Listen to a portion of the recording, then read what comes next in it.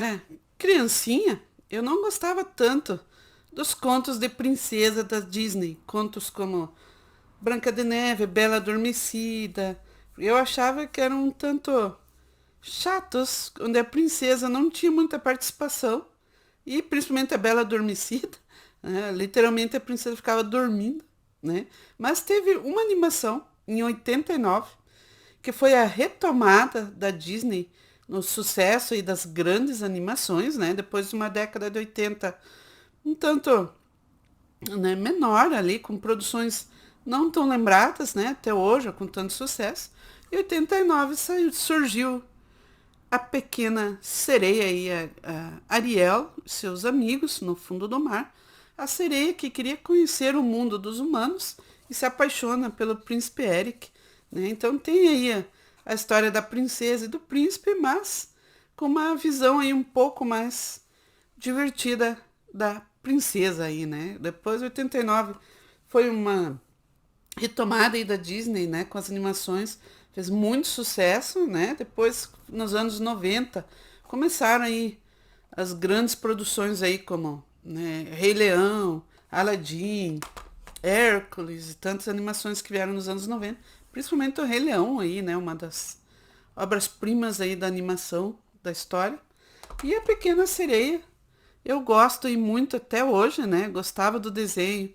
Teve série na TV. Eu tinha um quadrinho, o Almanac Disney, que era a versão em quadrinhos, né? Do filme. Eu digo filme, né? Mas era animação. Tem muita história, né? E hoje eu trouxe aqui, nós vamos conversar um pouco sobre o conto original. Contos de fadas aí, né? O conto do dinamarquês Hans Christian Andersen, lá de 1837, com a história original aí da Pequena Sereia, com algumas lições, né, para as crianças e um final muito diferente do desenho da Disney, né, da adaptação da Disney, muito diferente e muito trágico, muito triste, mas com uma lição diferente aí para as crianças que conheciam o conto. Então, bem-vindos, eu sou a Van e hoje nós vamos conversar sobre o verdadeiro final trágico de Ariel em A Pequena Sereia no conto original.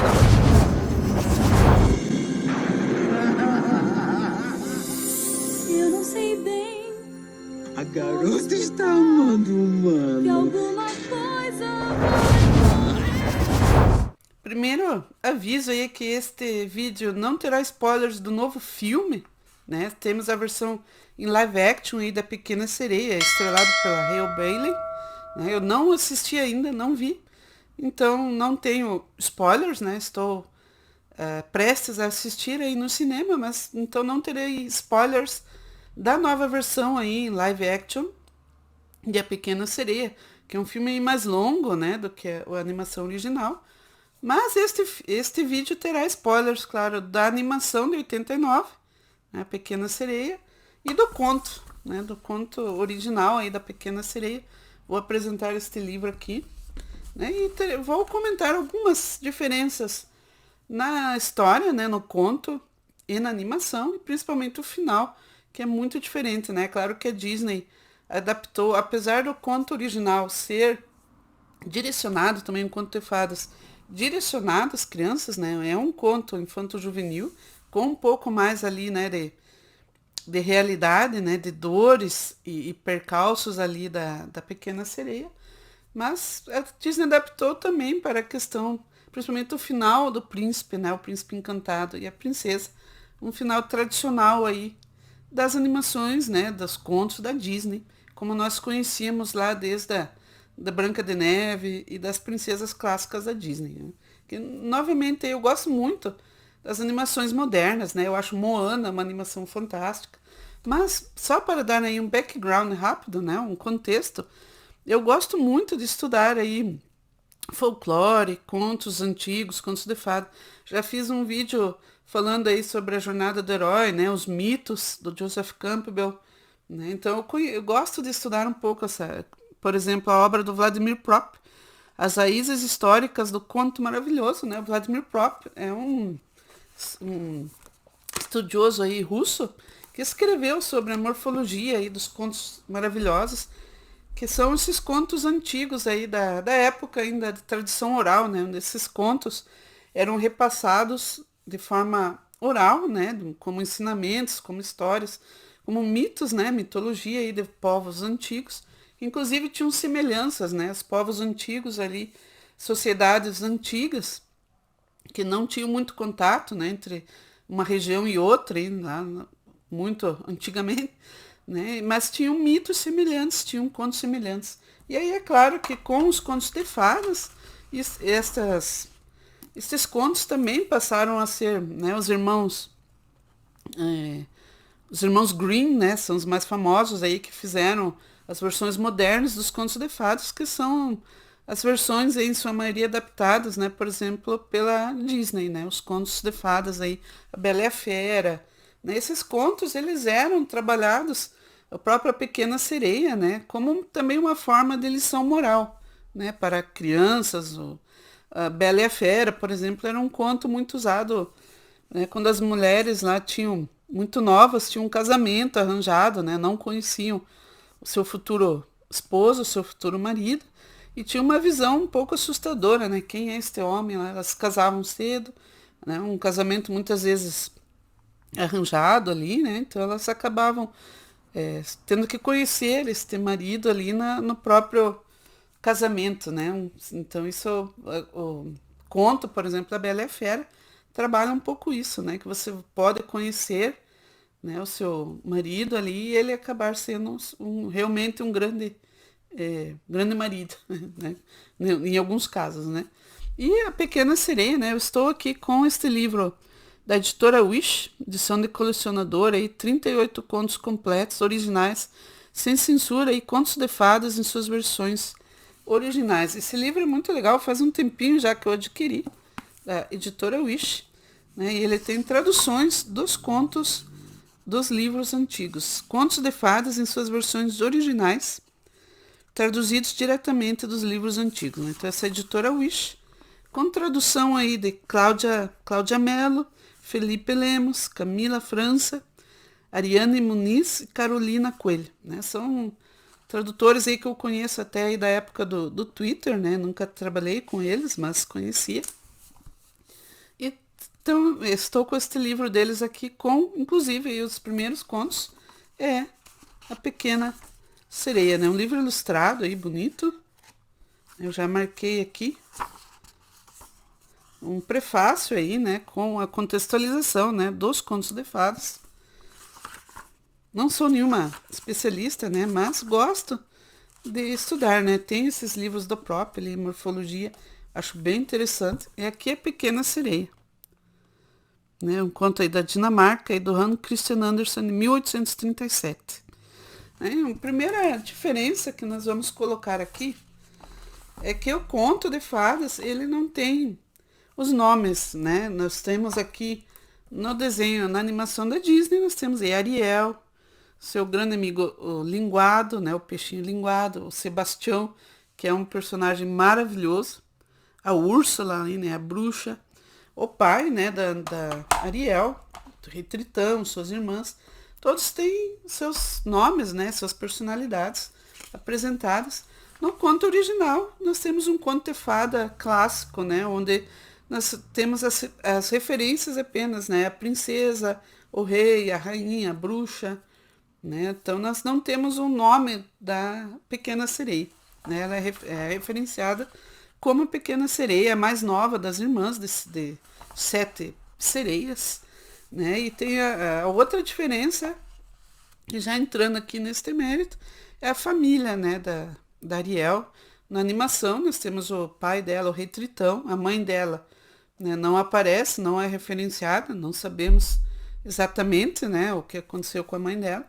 No conto também nós temos o pai dela, mas a avó, a rainha, é quem ajuda também a cuidar do castelo, né? Temos que o rei é viúvo, né, o pai das sereias é viúvo, e a mãe dele, né, a avó das sereias, ajuda a cuidar. E é a avó delas que faz muitas referências ao mundo dos humanos, onde principalmente essa Pequena Sereia, né, a mais nova, é muito apaixonada, né? Então, no conto, quando elas completam 15 anos, né? Quando a sereia, a filha, completa 15 anos, elas têm o direito de ir conhecer a superfície sem contato com o mundo dos humanos, né?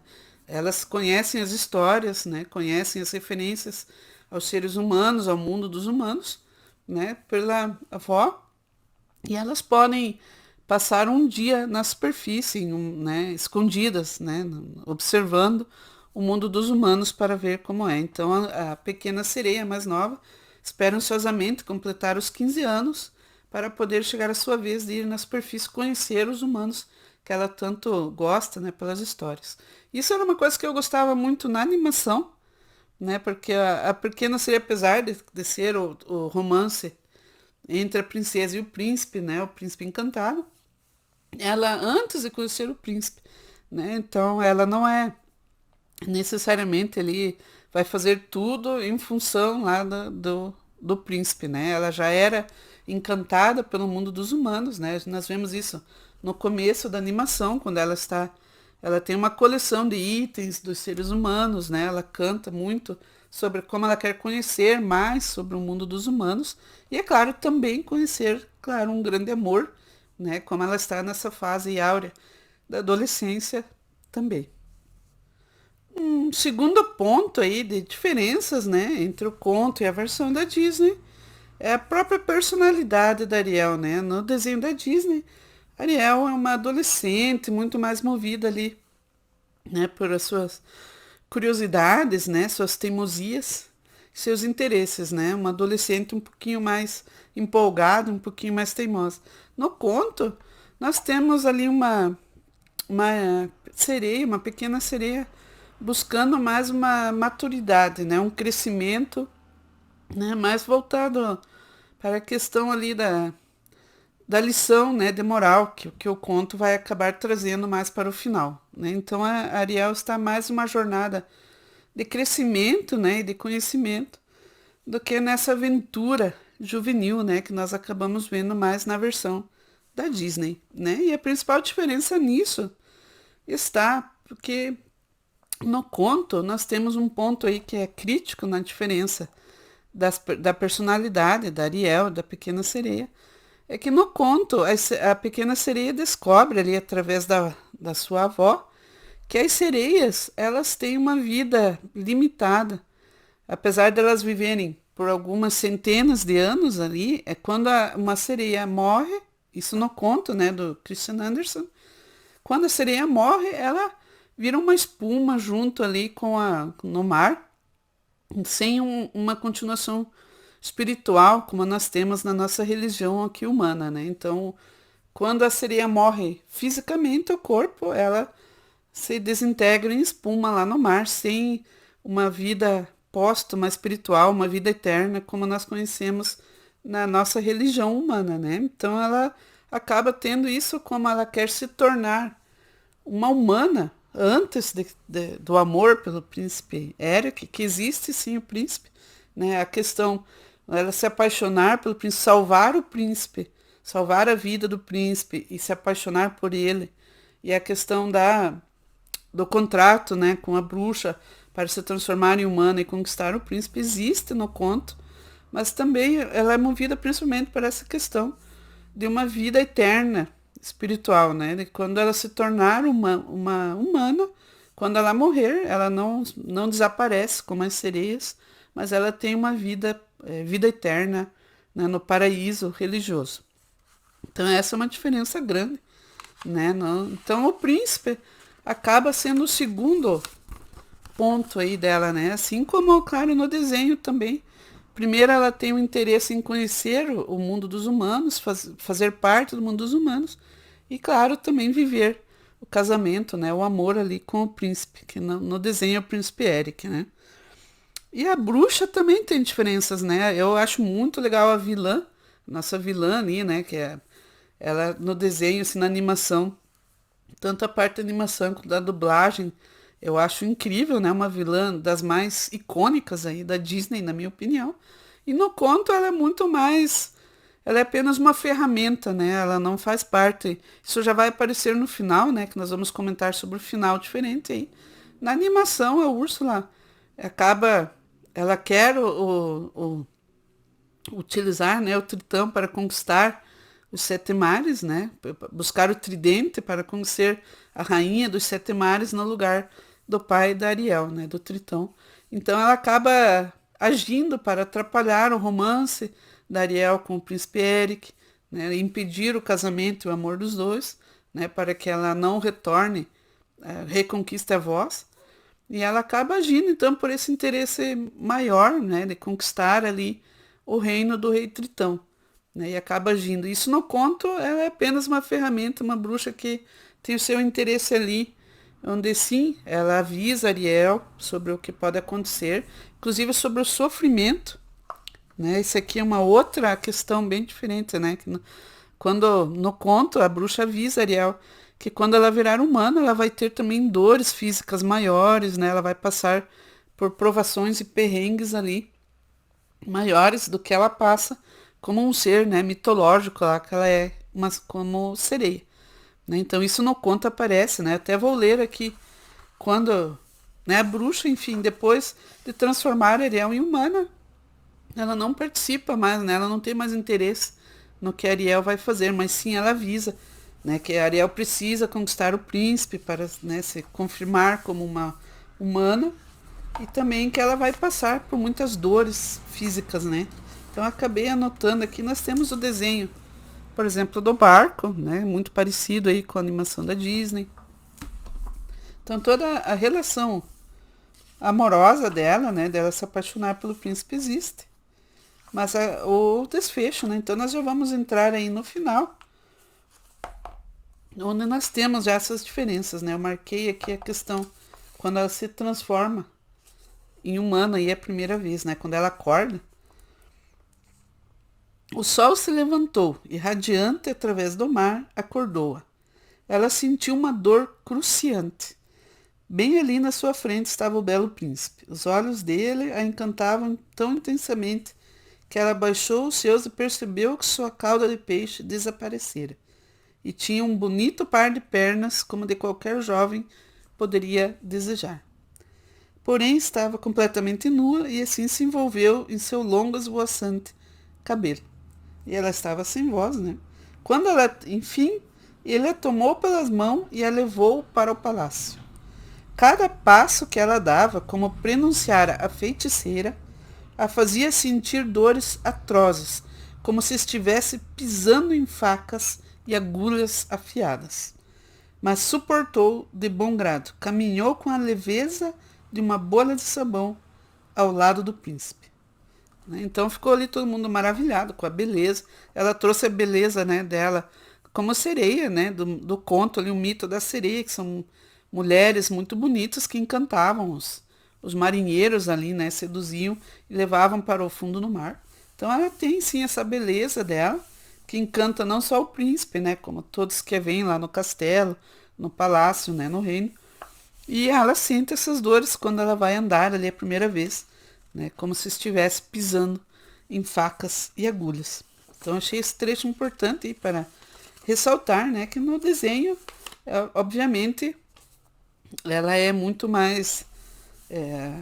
nós temos inclusive uma das cenas mais bonitas, né, que é a cena onde ela vai tentar beijar o príncipe lá, né? Nós temos uma das músicas mais legais do desenho, né? Quando ela tenta conquistar o príncipe lá no barco, eles estão passeando, né? E tem toda a questão da voz dela, né? Quando eles vão se beijar ou não, porque ele não a reconhece sem a voz, né? Que ele ouviu quando foi salvo. O final da animação, claro, o final tradicional aí, Disney, onde Ariel e o príncipe Eric ficam juntos, se casam, derrotam a bruxa, né, a Úrsula, se casam, vivem ali seu amor. Ariel consegue conquistar o amor verdadeiro do príncipe e vivem felizes ali para sempre. Tem até uma continuação, que eu acho que não lembro muito bem, onde eles têm até uma filha também, né? Mas é o final feliz da Disney, né? Qual é a diferença? O final trágico aí do conto. No final do conto, a Ariel não consegue conquistar o príncipe. E aí que vem a lição, né? Ela acaba... O príncipe Eric se apaixona por outra mulher. O príncipe Eric não, que ele não tem o nome, né? É o príncipe. Se apaixona por outra mulher, se casa com outra mulher, Com isso, lá, como disse a bruxa lá, a feiticeira, Ariel não se transforma numa humana verdadeira e ela vai morrer como as sereias, né? Ela está condenada a morrer fisicamente e virar ali uma espuma, né? Se desmanchar como as espumas do mar, como uma sereia sem direito, inclusive, à vida eterna, né? O que acontece ali para ajudar um pouco a Ariel, suas irmãs, as irmãs mais velhas, conseguem contato lá através da feiticeira, conseguem uma ajuda lá com uma faca que supostamente libertaria Ariel dessa maldição ali de morrer sem conquistar o príncipe, né, e voltar a ser uma sereia. E as irmãs levam para ela essa faca, esse punhal, e ela teria que matar o príncipe com este punhal, com esta faca. E ela quebraria esta maldição, esse feitiço, e ela voltaria a ser uma sereia, voltaria para suas irmãs e terminaria sua vida como uma sereia. Né? Ela acaba tendo a oportunidade de fazer isto e desiste. Ela, né, ela se sacrifica, né? Ela sabe que vai morrer ali, desaparecer, mas ela não consegue matar o príncipe, né, que ela ainda ama. Então ela acaba sendo recompensada através disso por alguns seres chamados de seres do ar. Suas irmãs até aparecem com a faca que conseguiram. Ela ganha uma chance de uma vida eterna através das filhas do ar.